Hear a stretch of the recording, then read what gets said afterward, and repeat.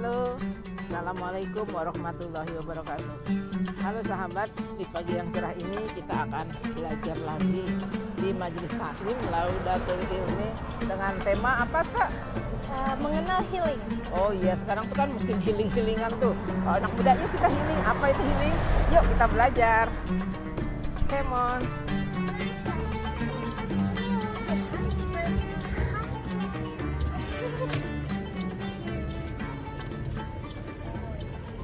Allah Ta'ala memberi keberkahan dan pahala di Allah Subhanahu wa Ta'ala.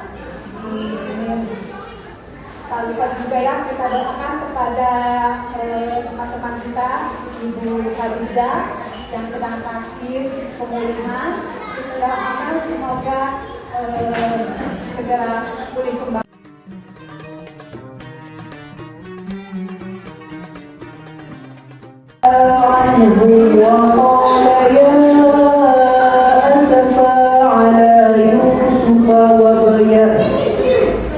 وتولى عنه وقال يا أسفا على يوسف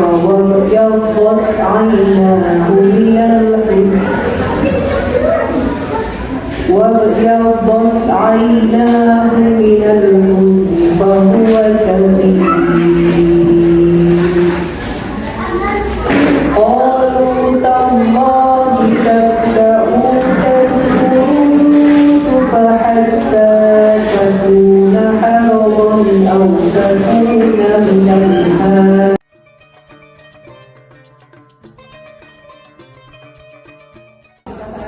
Masih sarjana. Lanjut aja kita langsung karena waktunya ini. Kita langsung hari ini membahas healing. Jadi banyak kesalahan yang biasa kita dapat itu di internet karena sekarang area teknologi. Kita bakal membahas dulu kesalahan dalam mendefinisikan healing. Lalu definisi healing, ciri memerlukan healing, cara sah healing, manfaat healing, dan healing dalam Islam. Masih sarjana. Lanjut aja kita langsung karena waktunya ini. Kita langsung hari ini membahas healing. Jadi banyak kesalahan yang biasa kita dapat itu di internet karena sekarang area teknologi. Kita bakal membahas dulu kesalahan dalam mendefinisikan healing.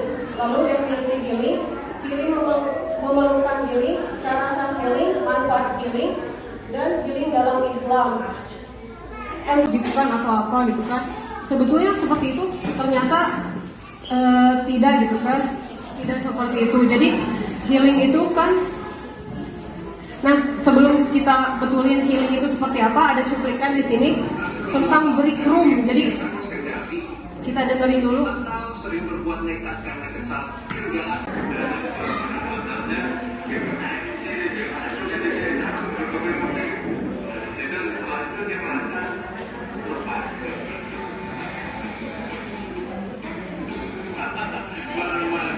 Lucu juga ya. Sebelum mulai, untuk harus pakai perlengkapan keselamatan diri seperti wifi, helm, sarung tangan, dan sepatu. Lalu pilih deh alat apa yang ingin digunakan untuk menyalurkan emosi. Saya mulai sesi ini dengan mengambilkan sejumlah botol kaca. Awalnya ada perasaan canggung karena tidak terbiasa menunjukkan tangan. Namun, seiring dengan semakin banyaknya botol yang saya hancurkan, saya mulai bisa meluapkan emosi terpendam dalam setiap ayunan. Membantu untuk melampiaskan emosinya. Sebetulnya waras nggak sih gitu ya? Malah kalau dilihat lagi kan dari kacamata kita yang udah pada ngaji ya, Masya Allah ibu-ibu MPRI Asyik ada yang gosok-gosok kepala, jangan stres. Murah tersenyum, riang, inspiratif, Masya Allah. Jadi sebetulnya dengan adanya break room tadi itu maksudnya kebutuhan emosi itu ada gitu untuk disalurkan. Di Islam pun tidak mendinai gitu ya, maksudnya iya kita tuh Allah kasih fitrah gitu untuk marah, untuk sedih, untuk bahagia, karena kita manusia gitu ya. Malahan kalau misalnya ada yang flat aja gitu ya, mungkin kayak muka saya gitu terlalu flat gitu kan, bakal dipertanyain gitu, benar nggak sih dia sehat gitu kan ibaratnya. Nah, untuk buat orang-orang yang melihat itu peluang usaha, akhirnya terjadilah seperti itu gitu ya, harus merogoh uang gitu ya, 100.000 sampai sekian ribu gitu, 100.000. Nah, untuk hanya melampiaskan emosi dan bahkan nanti akan menjadi sebuah habit yang baru gitu, yang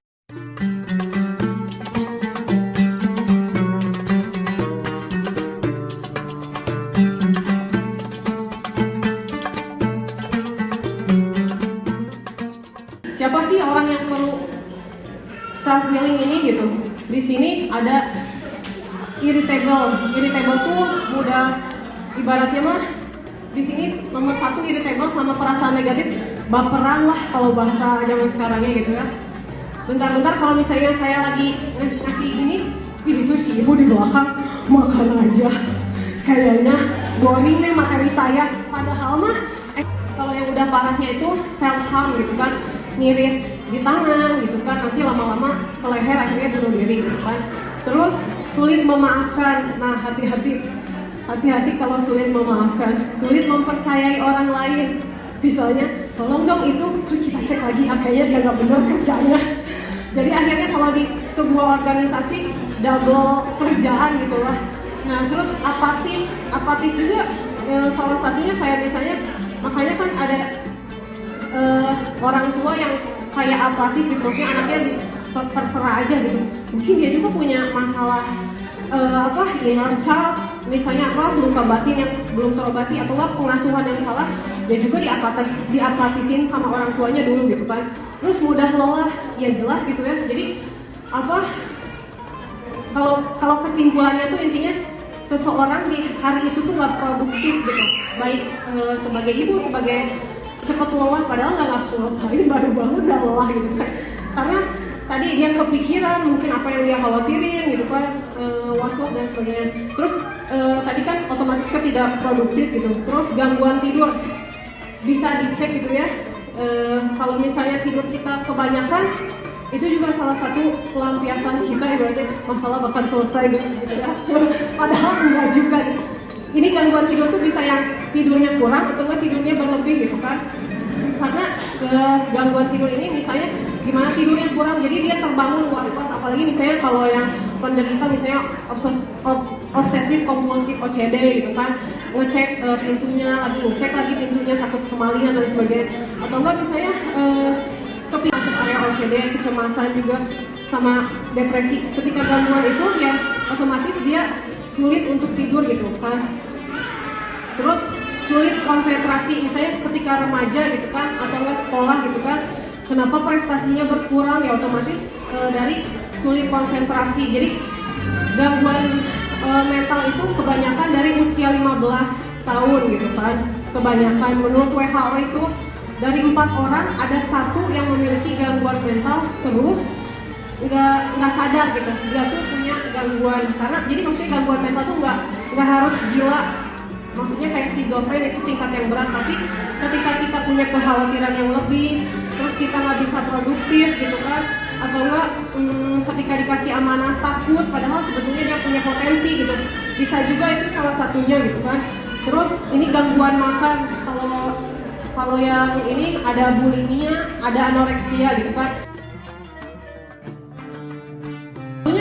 Kita nggak bisa gitu menghilangkan atau menghapus gitu tadi trauma-trauma yang udah pernah terjadi gitu ya, karena Allah ngasih ya itu memori gitu ya.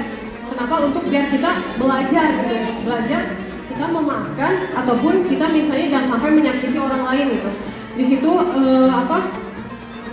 maha besarnya Allah gitu kan. Terus kalau mindfulness tuh kalau yang suka ibu-ibu muda ngikutin Mbak Hanum gitu ya, ini baru-baru ini kan mindfulness gitu. Secara keseluruhan itu kita sadar gitu apa yang kita lakukan. Sebetulnya bersyukur banget kita sebagai muslim itu diajak untuk mindfulness gitu ya. Kenapa? Karena mindfulness itu jadi kita diajarin untuk ibaratnya ada keberadaan kita tuh ada di awal tuh. Kalau misalnya filsafat berdiri itu, saya mau kemana, untuk apa, untuk siapa, dan sebagainya, itu ilmu filsafat gitu ya. Tapi sebetulnya Islam ngajarin itu gitu kan. Saya tercipta di sini itu buat beribadah kepada Allah gitu. Ini tuh diajakin buat mindfulness gitu. Jadi ketika saya mau melangkah ke MTRI itu apa? MTRI inspiratif. Ya maaf yang lagi pada sambut. Cara kita menulis dengan menulis kayak cerpen atau novel itu untuk kita mengajak pikiran kita itu untuk melakukan perubahan. Terserah kita menulis apa, itu apa yang kita inginkan terjadi kepada si pelaku dalam cerita tersebut itu terserah kita. Tapi kalau kita menulis berkaitan dengan pelaku tertentu itu kan harus dengan ilmu ya, gitu maksudnya. Bukan ngetik gitu, bukan gitu. Tapi ya buat misalnya salah satu healing juga bisa menulis yang tadi Umi alurnya seperti itu. Tapi kalau buat ilmu psikologi namanya grafologi, itu dilihat gimana tekanan menulisnya. Misalnya ketika marah beda sama sedih tulisannya. Kalau marah ya pasti lebih tebal. Lihat aja, cek, boleh dicek. Lihat, kita ngecek misalnya gambar anak kita, oh ini pasti lagi happy apa gimana, atau lagi marah, dituanginnya beda itu. Jadi menulis dari segi menulis maksudnya di psikologi di situ selain konten isinya seperti tadi. Sini self compassion itu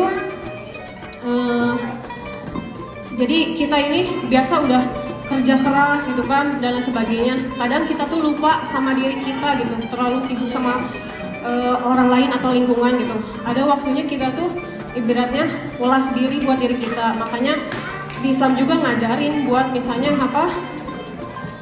nggak ada salahnya gitu menikmati waktu itu, nggak ada salahnya buat ya tadi muhasabah atau nggak misalnya itu misalnya kalau yang di kasus misalnya ya udah emang kita tuh lemah gitu kan, apalagi perempuan gitu kan, baperan, emang areanya area emosi gitu, maksudnya perasaan itu udah fitrahnya lebih dahulu. Jadi kita tuh terima dulu, self compassion tuh ya udah emang saya tuh misalnya pecemburu misalnya gitu kan, nanti curhat.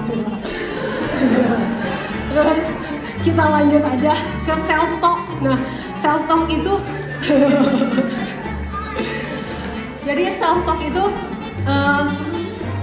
ya kita tuh bicara, bisa juga misalnya dicermin gitu ya. Misalnya buat teman-teman yang dikasih amanah buat jadi pemateri, MC, tapi nggak percaya diri, ada masalah gitu kan, untuk kepercayaan diri dan sebagainya, bisa juga belajar dicermin, terus kamu bisa bla bla bla dan sebagainya. Selain emang kitanya mempersiapkan dari segi materi dan sebagainya gitu kan. Self talk itu sebetulnya kayak bisa dibilang afirmasi positif, kata-kata yang positif gitu kan. Di Islam juga banyak yang ngajarin gitu kan, self talk gitu kan. Misalnya sebagai muslim sebaik-baiknya umat ya kita gitu kan, umatnya Muhammad gitu, itu kan kata-kata self talk gitu kan. Nah, tadi dengan orang tua atau pengalaman hidup, masalah-masalah sehari-hari gitu kan. Terus menghilangkan kecemasan. Tadi yang cemas misalnya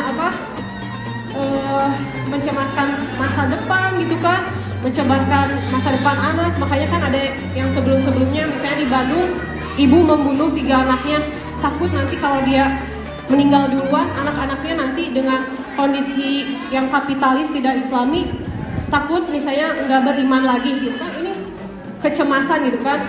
Nah, perlu di-healing juga gitu kan.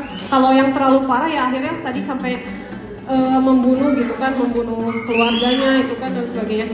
Menerima masa lalu maupun kesalahan secara baik gitu. Jadi nggak bisa ngedenial juga kayak tadi. Akhirnya kan tidur terus, itu kan bentuk denial, nggak menerima gitu kan. Terus intinya ketika kita sehat mental ya kita terima, tapi nggak, misalnya ketika ada orang yang menyakiti, udah gitu enak banget dia udah nyakitin kita terus kita maafin. Urusannya dia, urusannya sama Allah pencipta, tapi urusannya kita sama dia, karena ketika sebelum meninggal ya ternyata ya masalah tentang hati itu harus diselesaikan gitu kan. Ternyata belum tergali potensi-potensi diri kita gitu. Mungkin sampai usia yang sekarang gitu ya, yang udah banyak gitu kan pengalamannya. Terus meningkatkan produktivitas. Jadi buat orang-orang tua yang misalnya yang ditinggal misalnya sama pasangan gitu kan, atau nggak udah jauh sama anak gitu, bisa jangan terkuku sama masalahnya gitu kan. Ternyata punya misalnya tadi bakat menulis atau enggak, banyak gitu kegiatan yang kalau di sini dibandingin di Indonesia tuh lebih mudah gitu untuk menyalurkannya. Yang penting sesuai Islam gitu kan.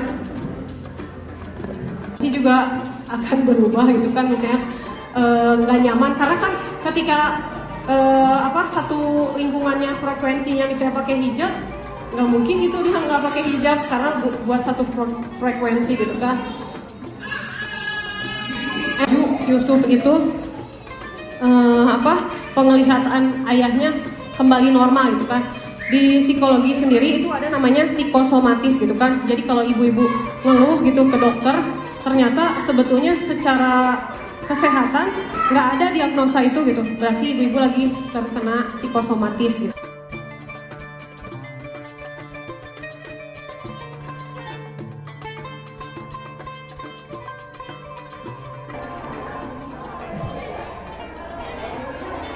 Halo sahabat, alhamdulillah siang ini kita udah selesai ikut pengajian majelis taklim Raidatul Ilmi. Tapi katanya diplesetin jadi MTRI itu jadi riang, mudah tersenyum, riang, inspiratif, masya Allah ya, positif.